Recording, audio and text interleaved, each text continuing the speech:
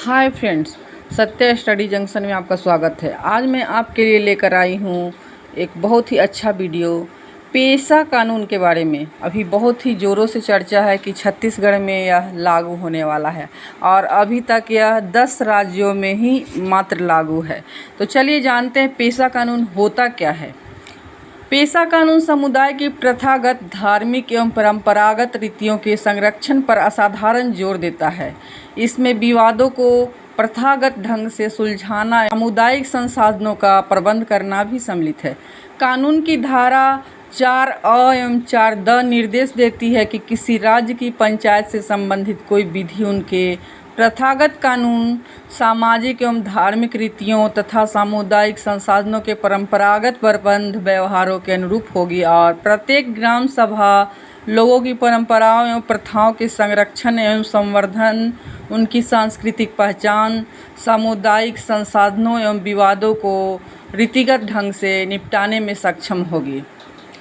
पेशा कानून का पूरा नाम पंचायत अनुसूचित क्षेत्रों में विस्तार अधिनियम 1996 है।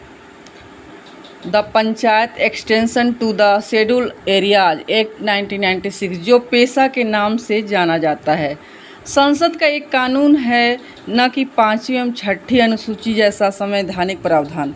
परंतु भारत की जनजातियों के लिए उतना ही महत्वपूर्ण है जितना वे संवैधानिक प्रावधान। जैसा कि हम देख चुके हैं कि 6ठी अनुसूची इसके अंतर्गत आने वाले सीमित जनजाति क्षेत्रों को ही अपने स्वयं को स्वायत्त रूप से शासित करने का अधिकार देती है। पेशा कानून अपनी परंपराओं एवं प्रथाओं के अनुसार 5वीं अनुसूची की जनजातियों को उसी स्तर का स्वायत्त शासन देने की संभावनाओं का अवसर प्रस्तावित करता है। इसलिए इन क्षेत्रों के लिए अधिनियम एक मूलभूत कानून का स्थान रखता है। पेशा अधिनियम की विशेषता है कि यह एक तरह से कानून ही है जो संविधान की 5वीं अनुसूची देश के 10 राज्यों में लागू है। यह है आंध्र प्रदेश, तेलंगाना, छत्तीसगढ़, ओडिशा एवं राजस्थान। ये राज्य 10.4 करोड़ जनजाति लोगों में से 7.6 करोड़ लोगों को समावेशित करते हैं, जो कि 2011 की जनगणना में गिने गए थे। इस प्रकार पेशा के अंतर्गत जनजातियों के 73% जनसंख्या आ जाती है। दूसरी तरफ 6ठी अनुसूची में उत्तर पूर्व का कुछ ही जनजाति क्षेत्र आता है। संपूर्ण उत्तर पूर्व में जनजातियों की जनसंख्या मात्र 1.24 करोड़ है। इस प्रकार पेशा अधिनियम जनजातियों की बड़ी जनसंख्या को शक्ति प्रदान करता है। जनजातियों के लिए अधिनियम 6ठी अनुसूची की तुलना में अधिक प्रासंगिक है। जनजातियां आर्थिक एवं राजनीतिक रूप से अधिक दुर्बल है, हालांकि सांस्कृतिक रूप से वे भारतीय समाज का एक दैदीप्यमान भाग है। ये अनुसूची में बसी अधिकांश जनजाति जनसंख्या और वे भी इस संरक्षण सूची से बाहर बिखरी हुई हैं, विशेष रूप से कमज़ोर हैं। मील का पत्थर पेशा इसे कानूनी मान्यता देता है। इस अधिनियम का पारित होना एक महान राजनैतिक प्रतिबद्धता का कार्य था। इस अधिनियम ने सत्ता के संतुलन को बदलने का कार्य किया। कम से कम स्थानीय स्तर पर तो इसने जनजातियों के पक्ष में किया, जहां इसने स्वशासन की व्यवस्था दी है। इसने यह स्वीकार किया है कि उनकी जीवन शैली, मूल्य व्यवस्था और विश्व के प्रति दृष्टिकोण ठीक है, और इसे स्वीकार करते हुए इस बात को मान्यता दी कि जनजातियां स्वशासन में सक्षम हैं।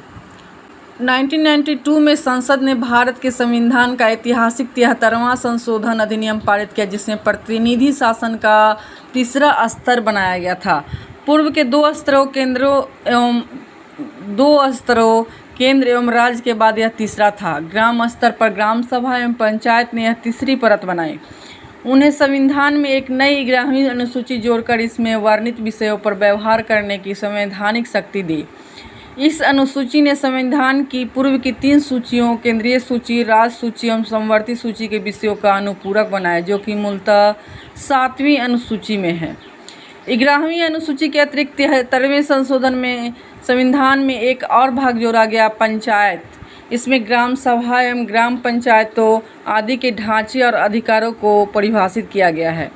जनजातियों की विशेष स्थिति एवं आवश्यकताओं को देखते हुए इस क्रांतिकारी संशोधन का क्रमशः 5वीं एवं 6ठी अनुसूची की अनुसूचित एवं जनजाति क्षेत्रों में यंत्रवत विस्तार करना संभव नहीं होता। इसलिए भाग के अनुच्छेद 243 एक को इन क्षेत्रों एवं नागालैंड एवं पश्चिम बंगाल के दार्जिलिंग जिले को अलग रखा गया।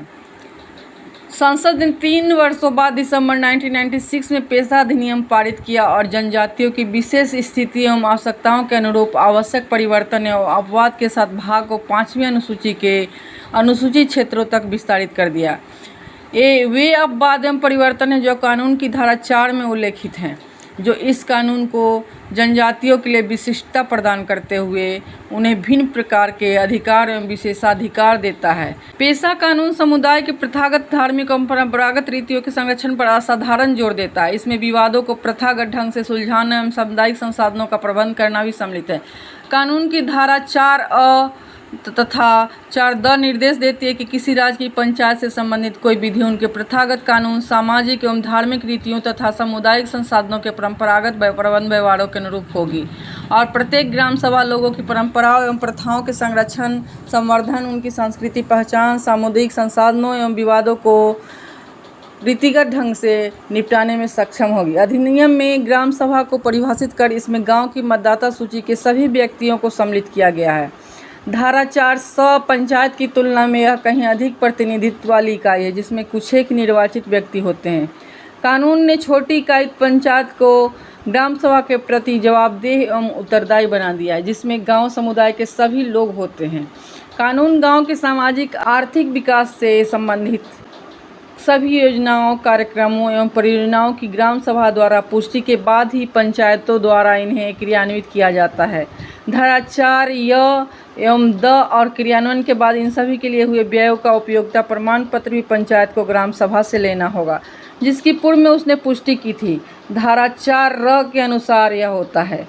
कानून ग्राम सभा न कि पंचायत को यह दायित्व देता है कि वह गरीबी उन्मूलन एवं अन्य कार्यक्रमों के अंतर्गत लाभार्थी व्यक्तियों की पहचान या चयन करें। जनजातियों के लिए समुचित प्रतिनिधित्व हेतु कानून यह आदेश देता है कि संविधान के भाग में विहित आरक्षण व्यवस्था के अनुरूप अनुसूचित क्षेत्र की सभी पंचायतों में उन पंचायतों की जनजाति जनसंख्या के अनुपात में स्थान सुरक्षित होंगे। इस परंतु के साथ कि पंचायत के कुल स्थानों में से न्यूनतम आधे स्थान जनजातियों के लिए आरक्षित होंगे और यह भी कि पंचायत सभी स्तरों के अध्यक्ष का स्थान जनजातियों हेतु आरक्षित रहेगा। यह धारा 4 के अनुसार होता है। तो दोस्तों ये है पेशा कानून। तो दोस्तों यह पेशा कानून आपको कैसा लगा, इसकी जानकारी कैसी लगी, कमेंट करके बताएं और मेरा वीडियो अच्छा लगे तो सब्सक्राइब करें। Thanks for watching. मिलते हैं नेक्स्ट वीडियो में, तब तक के लिए बाय बाय।